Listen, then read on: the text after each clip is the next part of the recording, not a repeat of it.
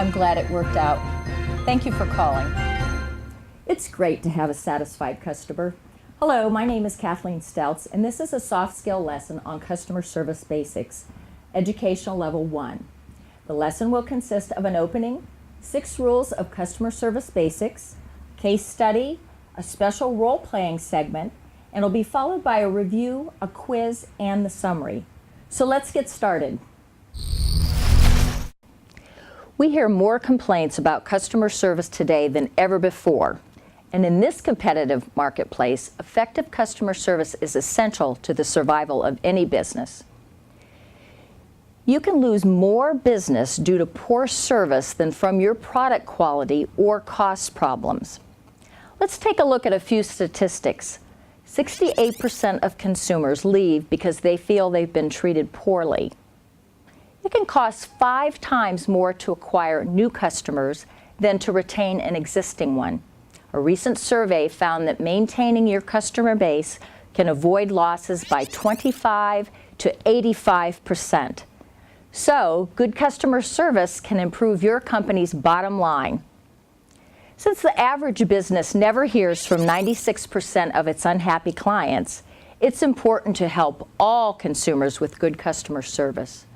Remember, if a customer is happy with your service, they will tell 5 people. If they have problems, they will tell 10 people. It's time to learn the 6 rules of an effective and professional customer service person. Number 1 is, have a positive attitude. Working with the public is tough, so it's necessary to have a commitment to helping people and solving problems. To be successful at customer service, you must be polite and enthusiastic about your profession. Learn how to see the problem to the logical end, which is to have a satisfied consumer. Good customer service advisors are not easily upset by yelling consumers. Surveys have revealed that the main complaint made by people is a lack of politeness by customer service. It's important to take full responsibility for all elements of your job. If you have a negative, counterproductive attitude of, "It's not my job," you're destined to fail. It's necessary to have a professional, friendly, and energetic attitude. When you do, you'll make a positive impression on your clients. Here's a tip. When you're talking to the consumer, speak clearly, but don't sound aggressive. If you're giving complex information, speak slowly so they can easily follow what you're saying. Choose words that convey a positive, respectful, and helpful tone. The proper words and attitude will really make the difference. The second rule is, know your product or service. There are a number of ways to do this. First, if you're lucky, your company has a formal training program when you begin your job. This is the best way to get a good foundation for your organization's products or services. If they do not have a customer service training program, find out if you can attend the sales training meeting.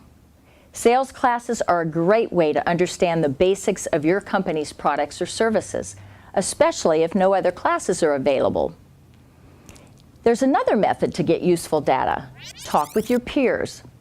They have valuable information on both the common and unique problems. There may also be situations in which you need to work with other departments. Be prepared before taking calls by having manuals, notes, policies, and procedures all available at your fingertips. It's important to find the proper answer as soon as possible. After a while, you'll be able to create your own database from your experiences and any helpful information you may learn from your consumers. Listen to the consumer is rule number 3. The skilled customer service advisor must know how to listen. It's important to listen completely to the customer situation. Do not cut them off or jump to conclusions. Consumers want to know they've been heard. They must be allowed to vent their pent-up frustrations. Remember, they will not listen to you until they've totally exhausted their dissatisfaction. So it's important to listen to the complete story before talking. After that, you should walk them through the process in a step-by-step format and listen carefully to their answers. Make sure that you ask questions if there's something you don't understand. This is vital.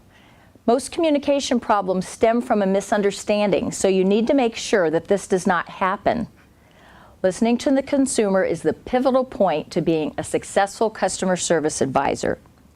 Summarize what they've said to you to make sure you fully understand the problem. Here's a case study. Tim was a new technical support service advisor who really knew his products. After just a few weeks, Tim's supervisor, John, was disappointed to find that Tim was not helping the customers. Customers had to call back and talk to other advisors to get their problem solved. John knew that Tim was more knowledgeable than some of the other advisors, but for some reason he was not able to solve problems over the phone. John decided to listen in on Tim's calls to see what was going on. It didn't take long until John discovered the problem. Tim would not listen to the customer's entire story. He kept interrupting by constantly giving possible solutions. After a while, the customer would call back later, hoping not to get Tim again. John sat down with Tim and explained the problem and reminded him to follow rule number 3. Listen to the consumer completely. After just a week, Tim's caller satisfaction rating began to rise. After a while, he was one of the best advisors in the group. All he had to do was stop and listen to the consumer. Rule number 4 is maintain communications. You must be able to establish and maintain clear and effective communications. The best way to keep a customer satisfied is to always keep them informed of everything happening. Here's an example. The customer service advisor has told the consumer to expect an answer in 24 hours, only to find out later it's really going to take 72 hours. They should contact the consumer immediately and inform them of the new time frame. Never wait for the consumer to call you after the target time. Solve the problem is rule number 5. The objective of a competent customer service advisor is to solve the problem.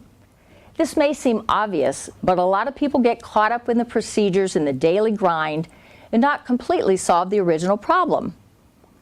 Do not quit until the problem-solving process is acceptable. After solving your consumer's problem, always ask if there's anything else you can do for them. On the other hand, if you cannot solve it, move it up the chain of command. Remember, the bottom line is to get the consumer's problem solved and have them happy. Be sure to make a smooth transition to the new person and always keep the customer informed and in the loop. The 6th and final rule is always follow up. One course of action that will set you apart from other customer service employees is to always follow up. It's best to do this within 24 hours after the problem has been resolved. This will do 2 things. 1, it tells the consumer that you and your company are concerned enough to check back. 2nd, it allows you to verify that the problem has actually been solved. If the problem has not been resolved, some consumers will get so upset they'll refuse to call back because they just want to give up. Your call can prevent this situation and will give you another chance to repair the problem if necessary. This will give you a professional and competent image. Let's look at another case study. A company that builds test equipment had a client who would not pay a large invoice for a system he purchased almost 6 months ago. When accounting contacted him, he yelled and screamed and said the system never worked and he was too busy to send it back. The accounting department contacted customer service and asked them to see what they could do. The new customer service manager put Jennifer on the project. She was one of the best customer service advisors in the department. Jennifer called the client and calmly endured the ongoing yelling and screaming. Then she listened to the long story of everything the customer had gone through. Once the customer finally settled down, she asked a few key questions about the problems and acknowledged his replies. After a few minutes, she assisted the client by directing him through the troubleshooting steps. The end result? The system was up and running and the customer was very satisfied. Jennifer did a follow-up call the next day and again a week later. Every time she called, the client was more receptive and happier. He told her that his company was now more productive. She gave him her direct line in case he had any future problems. Not only did the client end up paying his original invoice, he ended up purchasing 2 additional systems. Jennifer had kept her cool, allowed the client to vent, and worked the problem until it was solved. The end result was a happy customer, open invoice paid, and additional systems sold. Jennifer knows and uses the basic rules of customer service.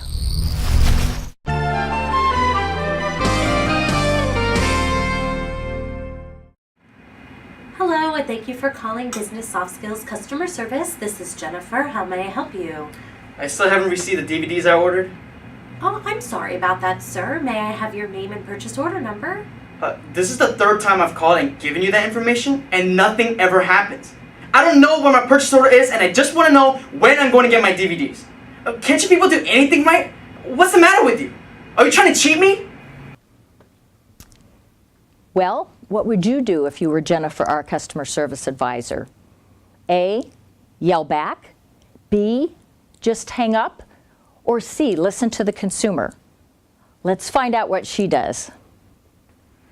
I'm sorry that you have had these past problems, but I think I can help you today. All I need to get started is your name and address. Bill Jones, 123 Main Street, Podunk, USA, zip code 98765. I think I see the problem, Mr. Jones. The order was sent to 456 South Street and was returned to us. South Street? We haven't lived there in a year. It appears that the computer was never updated properly. I'm putting in the correct address now and will have your order shipment sent out today. You will receive it by 10 tomorrow. I'm sorry for the confusion. Is there anything else I could assist you with today, Mr. Jones? No, thanks for your help. I will call back in a few days to make sure that you received your order. Wow, thanks. Bye. Goodbye, Mr. Jones.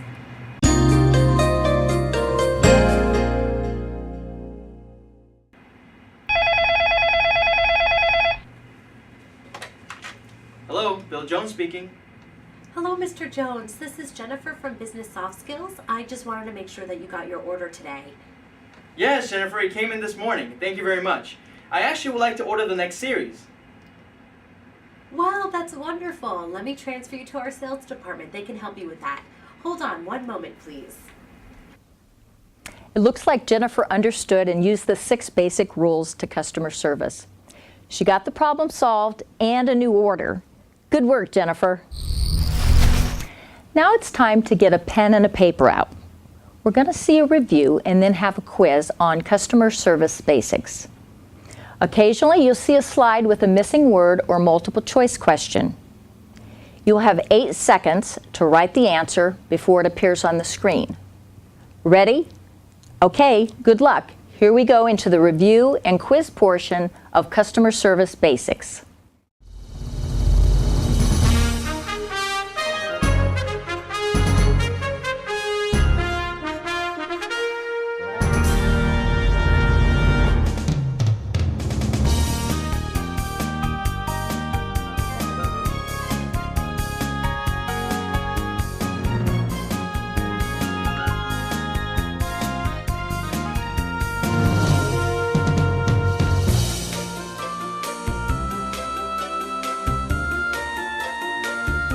Here's your first question.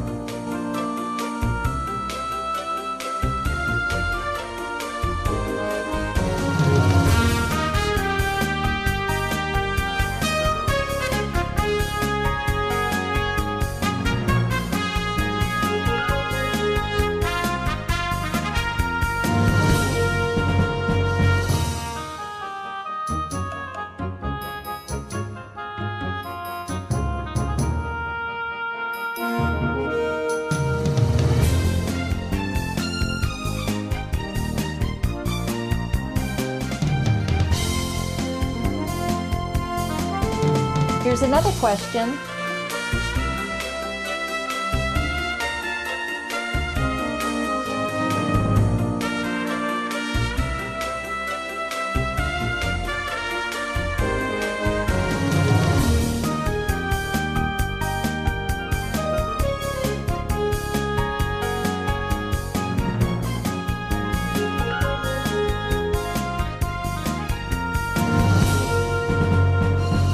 One more.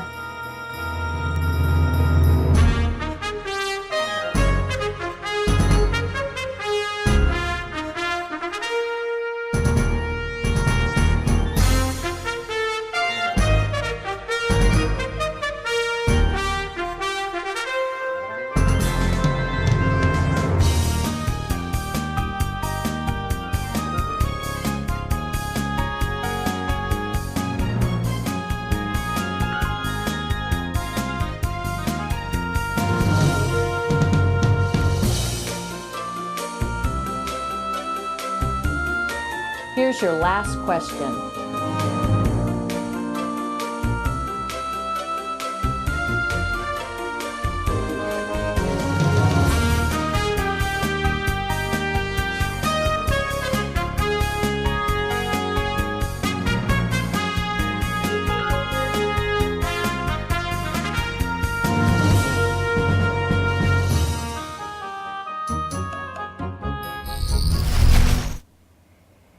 There is no magic to outstanding customer service. It's a difficult job. You must keep a positive attitude, know your product or service, listen to the consumer, maintain communications, solve the problem, and follow up. Those are the simple rules for the basics of customer service.